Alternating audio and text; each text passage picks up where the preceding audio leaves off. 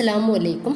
ഇന്നത്തേത് നോമ്പ് തുറക്കുന്ന സമയത്തും അതുപോലെ തന്നെ രാവിലേക്ക് നമുക്ക് പെട്ടെന്ന് ഉണ്ടാക്കിയെടുക്കാൻ വേണ്ടിയിട്ട് പറ്റിയ ഒരു അടിപൊളി റെസിപ്പി ആയിട്ടാണ് വന്നിട്ടുള്ളത്. അപ്പോൾ നമുക്ക് വീഡിയോയിലേക്ക് പോവാം. വീഡിയോ കണ്ടുകൊണ്ടിരിക്കുമ്പോൾ ഇഷ്ടമാണെങ്കിൽ നിങ്ങളുടെ സപ്പോർട്ടൊക്കെ ഉണ്ടാവുക. അപ്പോൾ ഇതുണ്ടാക്കാൻ വേണ്ടിയിട്ട് ഒരു പാത്രത്തിലോട്ട് 2 കപ്പ് മൈദ ഇട്ടെടുക്കുന്നുണ്ട്.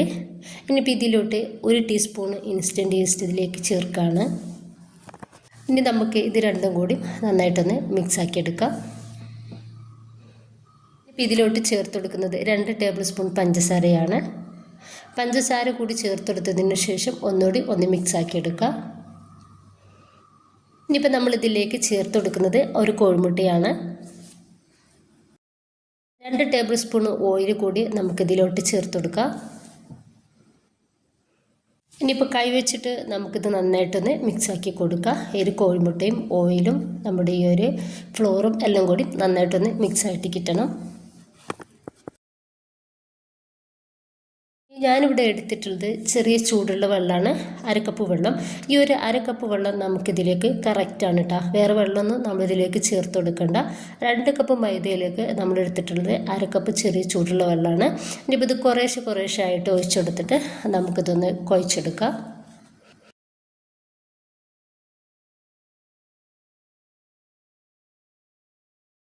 ഒരു 5 മിനിറ്റെങ്കിലും നമുക്കിത് നന്നായിട്ടൊന്ന് കുഴച്ചെടുക്കണം. ഞാനൊരു 5 മിനിറ്റോളം കുഴച്ചെടുത്തിട്ടുള്ള നമ്മുടെ ഒരു മാവ് നല്ല സോഫ്റ്റ് ആയിട്ടുണ്ട്. ഞാനിതുപോലൊരു കുറച്ച് വലിപ്പമുള്ളൊരു പാത്രമാണ് എടുത്തിട്ടുള്ളത്. അതിലടിയിൽ കുറച്ച് ഓയിലൊന്ന് തേച്ചെടുത്തിട്ടുണ്ട്. അതിലേക്ക് നമ്മുടെ ഒരു ഡോ വെച്ച് കൊടുക്കുക. എന്നിട്ട് മൂടി വെച്ചിട്ട് 1 മണിക്കൂർ നമ്മൾ റെസ്റ്റ് ചെയ്യാൻ വേണ്ടിയിട്ട് മാറ്റി വെക്കണം. ഈ ഈസ്റ്റ് ഒന്ന് വറുക്കാൻ വേണ്ടിയിട്ടാണ്.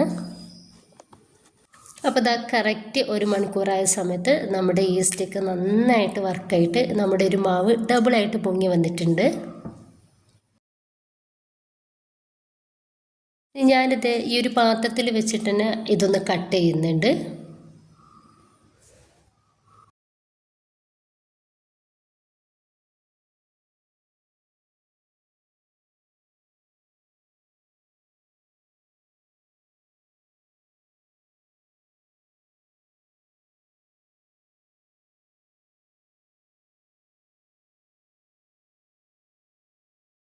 ഓരോന്നും ഞാൻ റൗണ്ടിലുള്ള ബോൾസുകളാക്കിയിട്ട് എടുത്തിട്ടുണ്ട്. ഇനിയിപ്പോൾ കൗണ്ടർ ടോപ്പിലേക്ക് കുറച്ച് ഓയിൽ ഇതുപോലെ ഒന്ന് തേച്ച് കൊടുക്കുക. എന്നിട്ട് അതിലേക്ക് നമ്മൾ അതിൽ നിന്നും ഒരു ബോൾസ് വെച്ച് കൊടുത്തിട്ട് കൈ വെച്ചിട്ട് തന്നെ നമ്മളൊന്ന് പരത്തിയെടുക്കുക. അപ്പോൾ ഇതിൻ്റെ മേലെ ചെറുതായിട്ട് ഓയിൽ ഞാൻ ബ്രഷ് വെച്ചിട്ട് ഒന്ന് തേച്ചെടുത്തിട്ടുണ്ടായിരുന്നു. പരത്തിയെടുക്കുകയാണെന്നെങ്കിൽ അങ്ങനെ ചെയ്യാവുന്നതാണ്. ഞാനിപ്പോൾ ഇത് കൈ വെച്ചിട്ട് ഇതുപോലെ ഒന്ന് പരത്തിയെടുക്കുകയാണ് ചെയ്യുന്നത്. ഇത് നമ്മൾ ഒരുപാട് വലുപ്പത്തിൽ പരത്തിയെടുക്കേണ്ട, ഒരു മീഡിയം സൈസുള്ള വലിപ്പത്തിൽ വേണം നമ്മളിത് റെഡിയാക്കി എടുക്കാൻ വേണ്ടിയിട്ട്. ചെറിയൊരു കട്ടിയിലാവുമ്പോഴാണ് ഇത് ഭയങ്കര ടേസ്റ്റ് ഉണ്ടാവുക. അപ്പോൾ അതാ ഈ ഒരു വലിപ്പത്തിൽ ഞാനിതൊന്ന് റെഡിയാക്കി എടുത്തിട്ടുണ്ട്. ഭയങ്കര കട്ടിയും വേണ്ട, തീരും കട്ടിയില്ലാത്ത രീതിയിലല്ല, ഈ ഒരു രീതിയിലാണ് നമുക്കിത് വേണ്ടത്. ഇനിയിപ്പോൾ നന്നായിട്ട് ചൂടായിട്ടുള്ള പാനിലേക്ക് ഞാനിതാ കുറച്ച് ഓയിൽ തേച്ചെടുക്കുകയാണ്. അതിനുശേഷം നമ്മളിത് പാനിലേക്ക് ഇട്ടുകൊടുക്കാം. ഈ ഒരു സമയത്ത് നമ്മൾ തീ ഏറ്റവും ലോ ഫ്ലെയിമിൽ വെക്കണം. എന്നിട്ട് വേണം റെഡിയാക്കി എടുക്കാൻ വേണ്ടിയിട്ട്. ഒരു 2-3-4 പ്രാവശ്യം നമുക്കിത് തിരിച്ചും മറിച്ചും ഇട്ടെടുത്തിട്ട് റെഡിയാക്കി എടുക്കാം.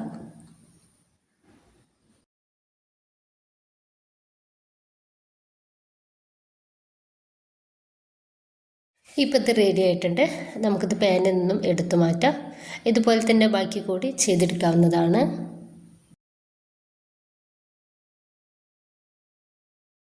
ഇപ്പോൾ അത് മുഴുവനായിട്ട് റെഡിയാക്കി എടുത്തിട്ടുണ്ട്. നല്ല ടേസ്റ്റാണ്. അപ്പോൾ എല്ലാവരും ഒന്ന് തയ്യാറാക്കി നോക്കുക. ഇഷ്ടമായിരുന്നുകൊണ്ട് എല്ലാ സപ്പോർട്ടും ഉണ്ടാവുക. ഇൻഷാ അല്ലാ. ഓക്കെ.